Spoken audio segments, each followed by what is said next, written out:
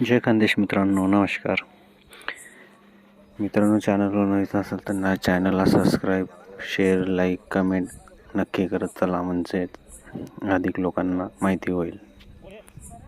हा साप आम्ही किनोद धानोरा येथील पकडलेला आहे मित्रांनो. रेस्क्यू केला.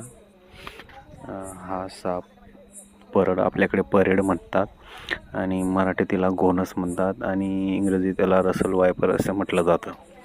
मित्रांनो, हा साप भयंकर विषारी असतो. जर याने चावा घेतला तर माणूस ज्या बाजूने चावलेला असतो त्या बाजूने सळत असतो आणि मृत्यूला बळी पडतो.